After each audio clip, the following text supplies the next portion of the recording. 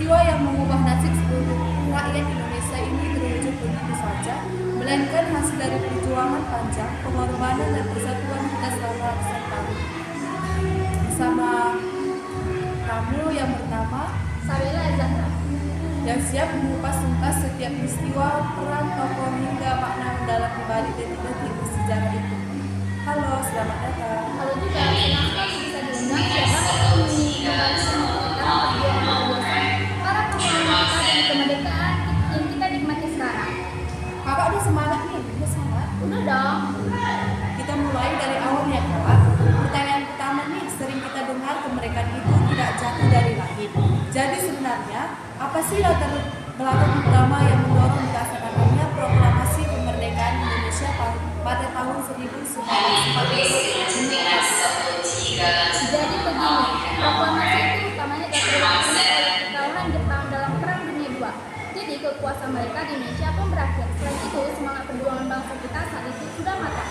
Dan kemerdekaan itu adalah hak mutlak bagi Indonesia. Jadi tidak boleh ditunda atau dijadikan hadiah dari bangsa lain. Betul sekali kak, selama ratusan tahun ini kita dijajah, menderita dan diperas tenaga serta kekayaannya. Momen ini akhirnya tiba. Nah, kita sering mendengar peristiwa-peristiwa yang Islam. Apa peristiwa yang Islam? Tahu dong. Harusnya pun begitu. Kita sebagai siswa harus tahu yang Islam karena kita sudah mempelajari di pelajaran sejarah. Bisa kita ceritakan sedikit bagaimana sih kronologi peristiwa itu dan pengaruh besar apa yang diberikan terhadap rencana proklamasi kita? Peristiwa ini terjadi pada tanggal 16 Agustus 1945. Saat itu, golongan muda membawa Bapak Soekarno dan Bapak Hatta ke Rengas Dengklok.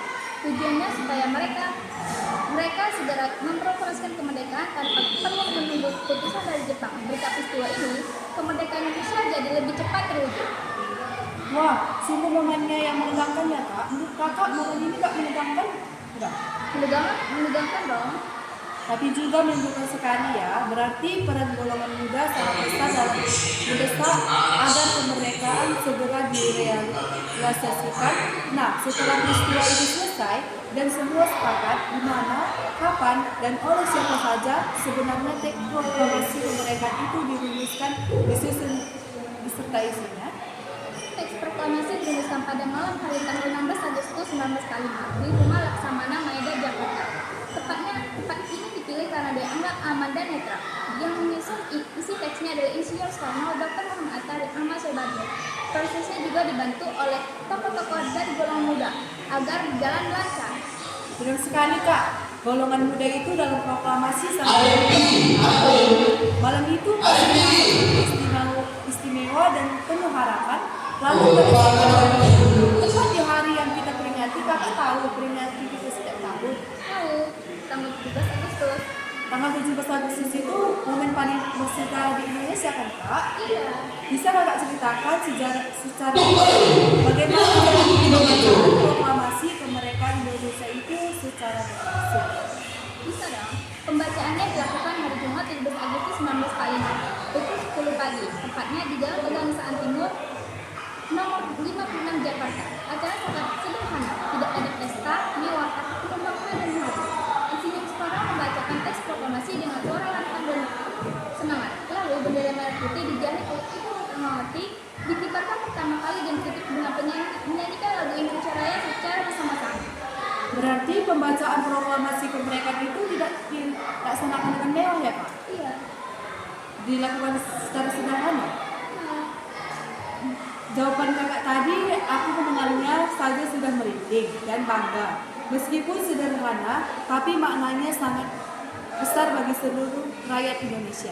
Nah, kalau kita lihat dari sisi sejarah kenegaraan, sebenarnya apa saja makna penting yang terkandung dari proklamasi kemerdekaan Indonesia sampai sekarang?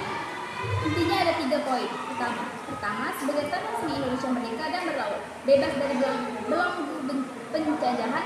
Kedua, menandai awal berdiri negara Kesatuan Republik Indonesia atau NKRI.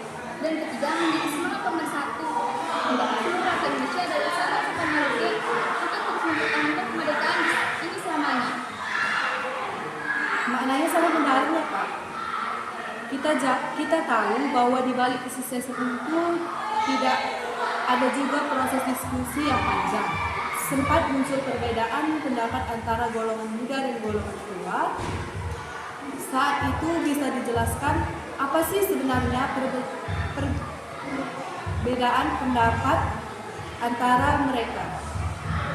Perbedaannya ada pada cara pandangan strategisnya, bukan pada tujuannya. Kalau golongan muda, mereka ingin segera merdeka atas kekuatan sendiri dan sudah tidak percaya lagi pada janji-janji Jepang.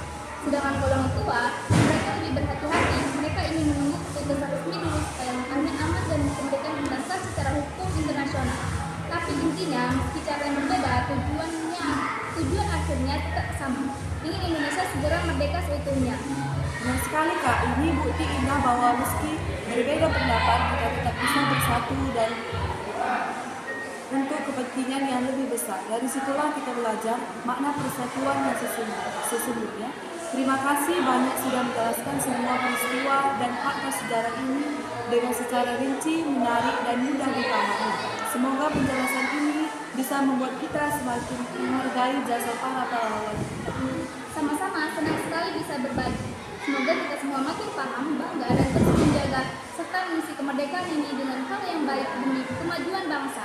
Nah, itu dia rangkaian peristiwa lengkap seputar proklamasi kemerdekaan Indonesia yang telah kita bahas hari ini. Semoga cerita sejarah ini tidak hanya kita ingat saat peringatan 17 Agustus saja, tapi menjadi pelajaran seumur hidup bagi kita semua.